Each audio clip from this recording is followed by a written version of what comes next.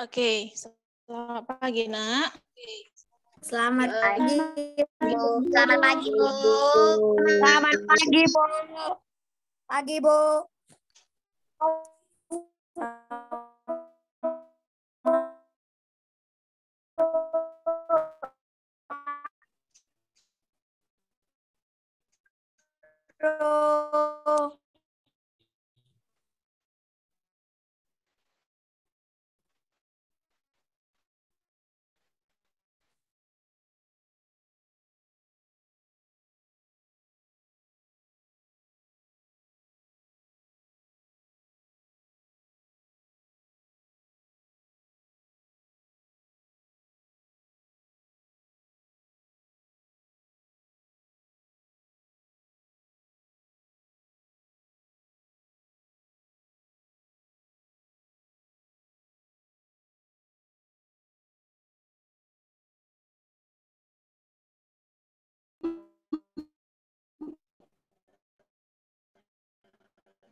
Beda-beda. Ya. Nah, ini adalah habitat atau tempat hidup tumbuhan berada di air, kemudian higrofit di tempat yang lembab.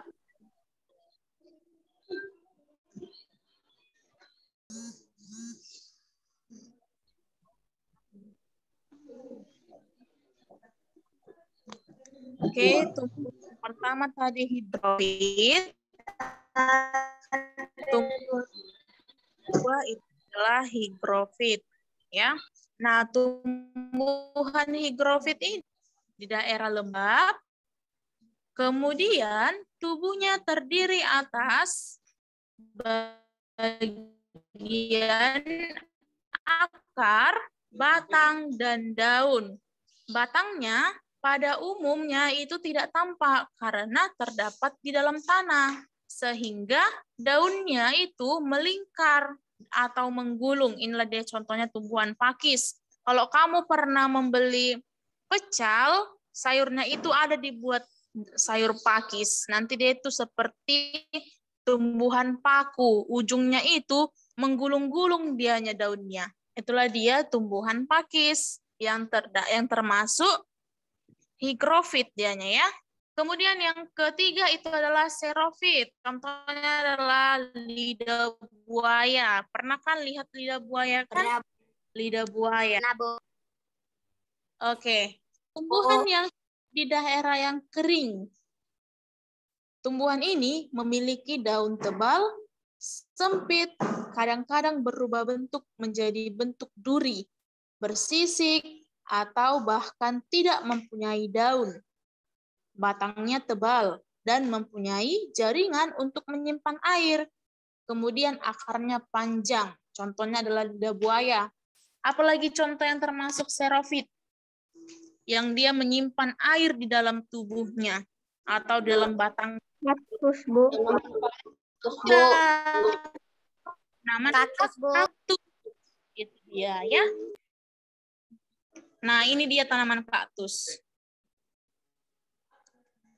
Nah, tanaman kaktus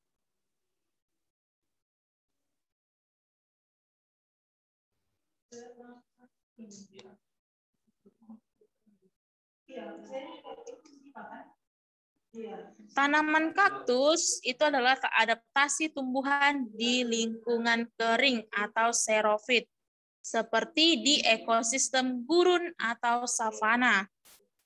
Oke, bukan savana kelas 6, ayah. Oke, inilah dia tumbuhan kaktus. Nah, coba kamu lihat tumbuhan kaktusnya. Daun yang kecil seperti duri membuat laju penguapan semakin kecil. Oke. Akar berukuran yang sangat panjang dan menyebar agar kebutuhan airnya tercukupi. Seluruh permukaan tubuhnya tertutup oleh lapisan lilin untuk mencegah terjadinya penguapan air yang terlalu besar. Itulah dia untuk tanaman kaktus. Oke. Nah, untuk tanaman bakau, ini dia tanaman bakau ya. Ini dia sering ada di daerah mana ada ini? Pantai. Pesisir, iya.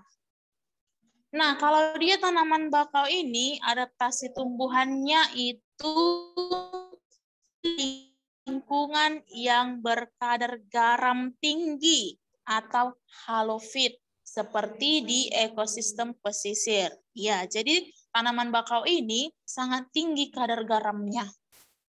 Makanya dia cocok di daerah pantai karena pantai tinggi garamnya kan. Siapa yang sudah pernah mandi di pantai? Saya, Bu. Saya, Bu.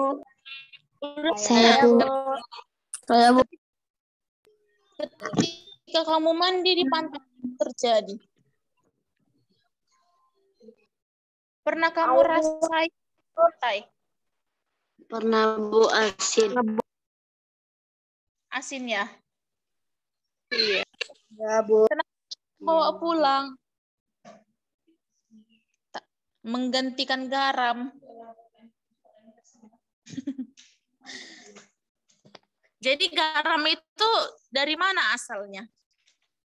Pantai. Ya, oke. Nah, itulah dia contohnya ya, Nak ya. Itulah dia tanaman bakau. Kemudian adalah tanaman teratai. Cantik bunganya kan, Nak? Nah, adaptasi tumbuhan ini berada di lingkungan berair atau hidrofit. Seperti di sungai, danau, dan waduk. Oke. Nah, daun yang lebar, kamu lihat kan daun yang lebar itu kan, Nak? Ada yang warna hijau lebar. Oke. Daun yang lebar itu fungsinya untuk mempercepat penguapan. Kemudian coba kamu lihat tangkai bunganya atau tangkai daunnya. Itu berongga. Fungsinya untuk membatasi daya serap akar dan membantu tanaman mengapung di permukaan air. Oke, itulah dia contohnya, ya. Jadi ada beberapa contoh Ibu buat adaptasi tanaman itu ya, Nak ya. Nah, dari sini ada yang mau ditanya. Nah, ini aja materi kita. Tidak, Bu. Tidak, Bu. Tidak, Bu.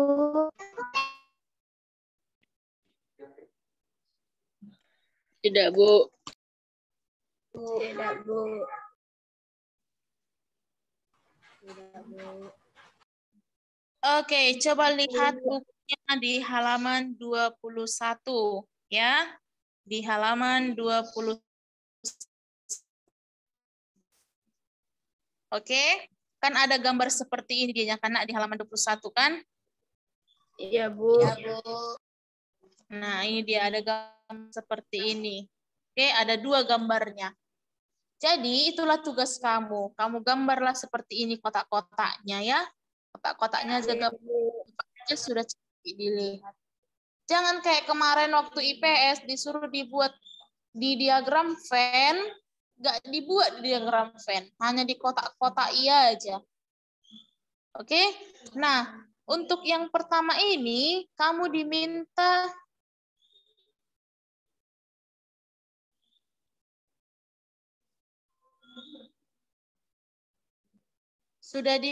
dia cara tumbuhan menyesuaikan diri.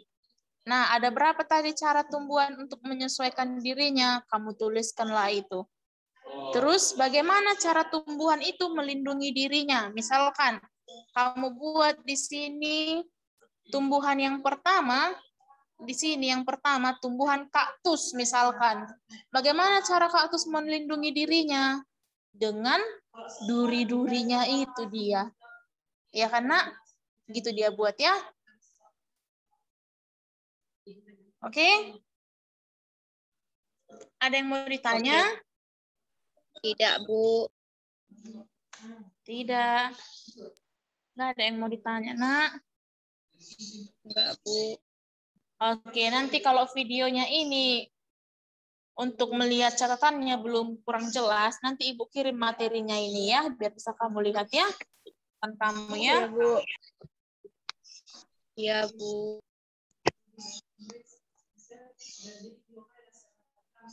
Oke.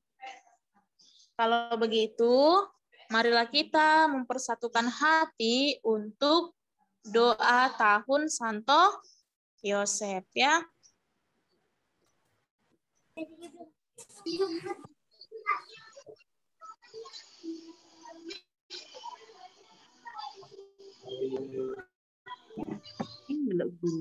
Marilah kita bersatu dalam doa, dalam nama Bapa dan Putra dan Roh Kudus. Dan Roh Kudus. Amin. Marilah kita sama-sama mengucapkan doa tahun Santo Yosef. Jaga Tuhan penjaga sang penebus, suami perawat Maria yang terpercaya, kepadamu anak percaya kasih kasih kepadamu Maria yang percaya sama denganmu Yesus menjadi manusia, sama denganmu Yesus menjadi manusia. Oh Yosef yang terlihat dirimu sebagai seorang bapa bagi kami, bagi dan bimbinglah kami di sepanjang perjalanan hidupmu, hidup diperolehkan melalui kami dalam kasihan keberanian dan lindungi kami dari jahat. Amin. Amin. Amin. amin. Amin. Bapa dan Putra dan Roh Kudus. Amin. Oke, sampai ketemu ya anak ya.